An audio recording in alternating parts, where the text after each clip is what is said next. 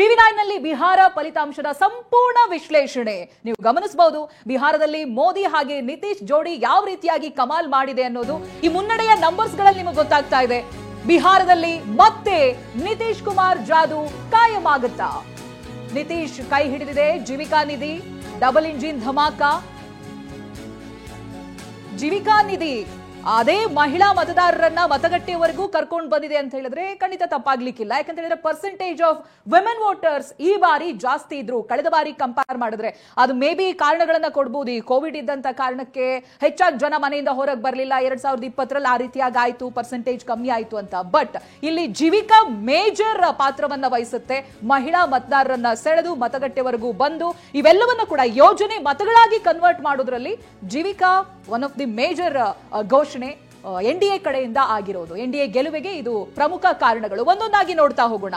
ನಿತೀಶ್ ಕುಮಾರ್ ಸ್ಥಿರ ನಾಯಕತ್ವ ಕಮಾಲ್ ಮಾಡಿದೆ, ದೀರ್ಘಕಾಲದ ನಾಯಕತ್ವ. ಇನ್ನು ಡಬಲ್ ಇಂಜಿನ್ ಸರ್ಕಾರದ ಪ್ರಯೋಜನ ಕೂಡ ಇಲ್ಲಿ ಚೆನ್ನಾಗಿ ಪಡ್ಕೊಂಡಿದ್ದಾರೆ. ಕೇಂದ್ರ ಸರ್ಕಾರದ ಯೋಜನೆ ಮೇಲೆ ಜನರಿಗೆ ನಂಬಿಕೆ ಹುಟ್ಟಿದೆ, ನಂಬಿಕೆಯನ್ನ ಗಳಿಸ್ಕೊಂಡಿದ್ದಾರೆ. ಇನ್ನು ನಿತೀಶ್ ಕುಮಾರ್ ದೀರ್ಘಾವಧಿಯ ಆಡಳಿತ ಅಗೇನ್ ನಾನು ಹೇಳಿದಾಗೆ ಅದು ಇನ್ನೊಂದು ರೀತಿಯಾಗಿ ಪ್ಲಸ್ ಆಯ್ತು. ಹಾಗಾಗಿ ನಿತೀಶ್ ಕುಮಾರ್ ಮೋಡಿ ಕೂಡ ವರ್ಕ್ ಆಗಿದೆ, ಮೋದಿಯ ಮೋಡಿ ಕೂಡ ಈ ಬಾರಿ ವರ್ಕ್ ಆಗಿದೆ. ಇನ್ನು ಮತ್ತೊಂದು ಕಾರಣವನ್ನ ನೋಡ್ತಾ ಹೋಗೋದಾದ್ರೆ ನಾವು ಡಬಲ್ ಇಂಜಿನ್ ಸರ್ಕಾರ ಬಹಳ ಅನುಕೂಲ ಆಗಿದೆ. ಸರ್ಕಾರದ ಕಲ್ಪನೆ ಹಾಗೆ ಅಭಿವೃದ್ಧಿಯ ಕಾರ್ಯಗಳು ಕೂಡ ಸಹಕಾರಿಯಾಗಿದೆ ಅಲ್ಲಿ. ಅದರ ಜೊತೆಗೆ ನಿತೀಶ್ ಕುಮಾರ್ ಹಲವು ಯೋಜನೆಗಳು ಬಹಳ ಜನಪ್ರಿಯ ಆಗಿತ್ತು, ಅದು ಕೂಡ ಗೆಲುವಿನ ದಡ ಸೇರಿಸೋದಕ್ಕೆ ಸಹಾಯ ಆಗಿದೆ. ಒಂದೊಂದೇ ವಿಚಾರಗಳನ್ನ ನಾವು ನೋಡ್ತಾ ಇದ್ದೀವಿ. ಮಹಿಳಾ ಸಬಲೀಕರಣಕ್ಕಾಗಿ ನಿತೀಶ್ ಹೊಸ ಯೋಜನೆಯನ್ನು ರೂಪಿಸ್ತಾರೆ. ಜೀವಿಕಾ ಆಗಿರ್ಬೋದು, ಜೊತೆಗೆ ಬೇರೆ ಬೇರೆ ಆದಂತಹ ಅಭಿವೃದ್ಧಿ ಕಾರ್ಯಗಳಲ್ಲಿ ಅವರು ತೊಡಗಿಸಿಕೊಂಡಿರುವಂತಹ ರೀತಿ, ಕೇಂದ್ರದ ಜೊತೆಗೆ ಕೈ ಜೋಡಿಸಿರೋದು, ಇವೆಲ್ಲವೂ ಕೂಡ ಪ್ಲಸ್ ಆಗಿದೆ. ಎನ್ಡಿಎಗೆ ಮಹಿಳಾ ಮತದಾರರ ನಿರ್ಣಾಯಕ ಬೆಂಬಲ ಸಿಕ್ಕಿತ್ತು. ಆಗ್ಲೇ ನಾವು ಹೇಳ್ತಾ ಇದ್ವಿ, ಸಂಜೆವರೆಗೂ ಕೂಡ ಮತಗಟ್ಟೆಯಲ್ಲಿ ಸಾಲುಗಟ್ಟಿ ನಿಂತು ಮತ ಚಲಾವಣೆ ಮಾಡ್ತಾರೆ. ಬಹುಶಃ ಬಿಹಾರದಂತ ಸ್ಟೇಟ್ ನಲ್ಲಿ ಇಂಥ ಬೆಳವಣಿಗೆಯನ್ನ ನೋಡೋದು ಅಷ್ಟು ಸುಲಭ ಅಲ್ಲ. ಯಾಕೆಂತ ಹೇಳಿದ್ರೆ ಸ್ಕೂಲ್ಗೆ ಹೋಗೋದಕ್ಕೆ ಕಾರಣ ಕೊಡ್ತಾರೆ, ಕಾಲೇಜ್ಗೆ ಹೋಗೋದಕ್ಕೆ ಕಾರಣ ಕೊಡ್ತಾರೆ. ನಮ್ಗೆ ಕಟ್ಟಿಗೆ ತರೋದಕ್ಕೆ ಹೋಗೋದಕ್ಕಿತ್ತು, ಕಾಡಿಗೆ ಹೋಗಿ ಬರ್ತೀವಿ ನಾವು, ಹಾಗಾಗಿ ನಮ್ ಸ್ಕೂಲ್ಗೆ ಹೋಗೋದಕ್ಕೆ ಕಾಲೇಜ್ಗೆ ಹೋಗೋದಕ್ಕೆ ಸಮಯ ಸಿಗೋದಿಲ್ಲ ಅಂತ ಬಿಹಾರದ ಮಹಿಳೆಯರು ಯುವತಿಯರು ಕೊಟ್ಟಿರುವಂತ ಹೇಳಿಕೆ ಇದು. ಸ್ಕೂಲ್ ಬಿಟ್ಬಿಡೋಣ, ಬಟ್ ಕಾಲೇಜ್ನ ನಂತರದ ವಿದ್ಯಾಭ್ಯಾಸ ಇವರೆಲ್ಲರೂ ಕೂಡ ವೋಟಿಂಗ್ ಏಜ್ ಆಗಿರುತ್ತೆ. ಬಟ್ ಇಲ್ಲಿ ಕಾಲೇಜ್ ಹೋಗೋದಕ್ಕೆ ಅಥವಾ ಕೆಲಸಗಳಿಗೆ ಹೋಗೋದಕ್ಕೆ ಕಾರಣ ಕೊಟ್ಟಂತ ಮಹಿಳೆಯರು ಮತಗಟ್ಟೆಗೆ ಬಂದು ಮತ ಚಲಾವಣೆ ಮಾಡೋದಕ್ಕೆ ಕಾರಣ ಕೊಟ್ಟಿಲ್ಲ. ಸಂಜೆ ಆದ್ರೂ ಕೂಡ ಕಾದು ನಿಂತು ವೋಟ್ ಮಾಡಿ ಹೋಗಿದ್ದಾರೆ. ಅದಕ್ಕೆ ಟ್ರಾನ್ಸ್ಫರ್ ಆಗಿರುವಂತ ಕೆಲವೊಂದು ಯೋಜನೆಗಳು ಕೂಡ ಕಾರಣ ಆಗಿದೆ. ಆಫ್ ಕೋರ್ಸ್ ಜೀವಿಕಾ ಇದು ಕೂಡ one of the major reason ಅಂತ ಹೇಳಲಾಗ್ತಾ ಇದೆ. ಇದನ್ನ ಬಿಜೆಪಿಯ ಕೆಲ ನಾಯಕರು ಒಪ್ಪಿಕೊಳ್ಳದೆ ಹೋದ್ರೂ ಕೂಡ ಮಹಿಳೆಯರ ವಿಚಾರದಲ್ಲಿ ಜೀವಿಕಾ ತುಂಬಾ ಚೆನ್ನಾಗಿ ವರ್ಕೌಟ್ ಆಗಿದೆ. ಇನ್ನು ಉಳಿದಂತ ಕಾರಣಗಳನ್ನ ನೋಡೋಣ. ಸೀಟ್ ಹಂಚಿಕೆಯಲ್ಲಿ ಯಾವುದೇ ಅಸಮಾಧಾನ ಇರಲಿಲ್ಲ, ಚಿಕ್ಕ ಪುಟ್ಟದ್ದು ಬಿಟ್ರೆ.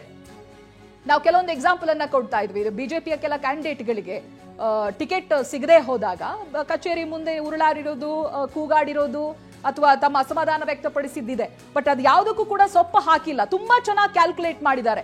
ಈ ಕ್ಯಾಂಡಿಡೇಟ್ ಕೊಟ್ರೆ ಏನಾಗುತ್ತೆ, ಗೆಲುವು ಸಿಗುತ್ತಾ, ಗೆಲುವಿನ ಸಮೀಪ ಹೋಗ್ಬಹುದಾ, ನಾವು ವೋಟ್ ಶೇರಿಂಗ್ ಯಾವ ರೀತಿಯಾಗಿ ಬರುತ್ತೆ, ಈ ಕ್ಯಾಲ್ಕುಲೇಷನ್ ತುಂಬಾ ಚೆನ್ನಾಗಿ ಮಾಡಿದ್ದಾರೆ.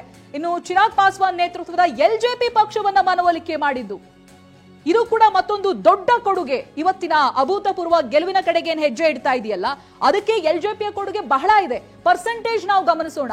28 ಕ್ಷೇತ್ರಗಳಲ್ಲಿ ಮಾತ್ರನೇ ಎಲ್ಜೆಪಿ ಸ್ಪರ್ಧೆ ಮಾಡಿದ್ದು, ಮುನ್ನಡೆ 22 ಕ್ಷೇತ್ರಗಳಲ್ಲಿದೆ. More than 50%. ಇದನ್ನ ಬಹುಶಃ ಎಲ್ಜೆಪಿ ಕೂಡ ನಿರೀಕ್ಷೆ ಮಾಡಿರ್ಲಿಕ್ಕಿಲ್ಲ. ಹಾಗಾಗಿ ಚಿರಾಗ್ ಪಾಸ್ವಾನ್ ಪಕ್ಷವನ್ನ ಇವರು ಉಳಿಸ್ಕೊಂಡಿರೋದು ದೊಡ್ಡ ಮಟ್ಟದಲ್ಲಿ ಪ್ಲಸ್ ಆಗಿದೆ ಇವತ್ತಿನ ಇಂಥ ರಿಸಲ್ಟ್ ಅನ್ನ ಪಡೆಯೋದಕ್ಕೆ. ಅಫ್ಕೋರ್ಸ್ ಆಗ್ಲೇ ಹೇಳ್ತಾ ಇದೆ, ಚಿರಾಗ್ ಪಾಸ್ವಾನ್ ನೇತೃತ್ವದ ಎಲ್ಜೆಪಿ ಪಕ್ಷದ ಬೆಂಬಲ ತುಂಬಾ ಚೆನ್ನಾಗಿ ಸಿಕ್ಕಿತ್ತು. ಹಾಗೆ ವೋಟ್ ಶೇರಿಂಗ್ ಅಲ್ಲಿ, ಟಿಕೆಟ್ ಶೇರಿಂಗ್ ಅಲ್ಲಿ ಮಾಡಿರುವಂತ ಕೆಲವೊಂದು ತಂತ್ರಗಳು ತುಂಬಾ ಚೆನ್ನಾಗಿ ವರ್ಕ್ ಆಗಿದೆ. ಯುವ ದಲಿತ ಮತದಾರರನ್ನ ಸೆಳೆಯುವಲ್ಲಿ ಭಾರಿ ಯಶಸ್ವಿಯಾಗಿದೆ. ಈ ಜಾಟ್ ಸಮುದಾಯದ ಮತಗಳು ಇವೆಲ್ಲವೂ ಎಲ್ಲಿ ಸ್ಪ್ಲಿಟ್ ಆಗ್ಬಿಡುತ್ತೇನೋ ಅಂತ ಹೇಳಿದ್ರೆ, ಜನಸ್ವರಾಜ್ ಪಕ್ಷ ಕೂಡ ಬಂದಿರೋದ್ರಿಂದ ಅಲ್ಲಿಯ ಅಭ್ಯರ್ಥಿಗಳಿಗೂ ಕೂಡ ವೋಟ್ ಶೇರ್ ಹೋಗುತ್ತೆ, ಒಂದ್ ರೀತಿ ಅತಂತ್ರ ಆಗ್ಬಹುದು ಅನ್ನುವಂತ ಲೆಕ್ಕಾಚಾರಗಳಿತ್ತು. ಬಟ್ ಹಾಗಾಗಿಲ್ಲ, ತುಂಬಾ ಚೆನ್ನಾಗಿ ಹ್ಯಾಂಡಲ್ ಮಾಡಿದ್ದಾರೆ. ಇನ್ನು 10ನೇ ಸುತ್ತಿನಲ್ಲಿ ತೇಜಸ್ವಿ ಯಾದವ್ಗೆ ಹಿನ್ನಡೆಯಾಗಿದೆ. 10ನೇ ಸುತ್ತಿನ ಮತ ಎಣಿಕೆ ನಡೀತಾ ಇದೆ. 10ನೇ ಸುತ್ತಿನಲ್ಲಿ ತೇಜಸ್ವಿ ಯಾದವ್ಗೆ ಹಿನ್ನಡೆಯಾಗಿದೆ. ರಾಘೋಪುರ ಕ್ಷೇತ್ರದಲ್ಲಿ ತೇಜಸ್ವಿ ಯಾದವ್ ಹಿನ್ನಡೆಯನ್ನ ಅನುಭವಿಸ್ತಾ ಇದ್ದಾರೆ. ಬಿಜೆಪಿ ಅಭ್ಯರ್ಥಿ ಸತೀಶ್ ಕುಮಾರ್ಗೆ ಮುನ್ನಡೆ, ಸುಮಾರು 2,500 ಮತಗಳ ಅಂತರದಲ್ಲಿ ಹಿನ್ನಡೆಯನ್ನ ಸಾಧಿಸಿದ್ದಾರೆ ಯಾದವ್. ಅಲ್ಲಿ ಇನ್ನೊಂದು ನೋಡಿ, ಯಾದವ್ ವರ್ಸಸ್ ಯಾದವ್, ಈ ಬಿಹಾರ್ ಮತದಾರರ ಕೆಲವೊಂದು ಒಪಿನಿಯನ್ ಅನ್ನ ನೀವು ಗಮನಿಸಿದ್ರೆ ನೋಡಿರ್ಬೋದು ನೀವು. ಈ ಯಾದವ್ ವಿಚಾರಕ್ಕೆ ಬಂದಾಗ ಹಮ್ ಯಾದವ್ ಹೇ, ನಾವು ಯಾದವ್ಗೆ ವೋಟ್ ಹಾಕೋದು ಅಂತ ಹೇಳ್ತಾ ಇದ್ರು. ಬಟ್ ಯಾವ ಯಾದವ್ ಕಾಂಟೆಸ್ಟ್ ಮಾಡ್ತಾ ಇದ್ದಾರೆ, ಅಭ್ಯರ್ಥಿಗಳಾಗಿದ್ದಾರೆ ಅನ್ನೋದ್ರಲ್ಲಿ ಕೆಲವು ಕನ್ಫ್ಯೂಷನ್ಸ್ ಗಳು ಎದ್ದು ಕಾಣ್ತಾ ಇತ್ತು. ಬಹುಶಃ ಅದು ಕೂಡ ಒನ್ ಆಫ್ ದ ರೀಸನ್ ಆಗಿರ್ಬೋದು. ಸತೀಶ್ ಕುಮಾರ್ ಯಾದವ್ ಮುನ್ನಡೆಯಲ್ಲಿದ್ದಾರೆ, ತೇಜಸ್ವಿ ಯಾದವ್ ಹಿನ್ನಡೆಯನ್ನ ಅನುಭವಿಸ್ತಾ ಇದ್ದಾರೆ.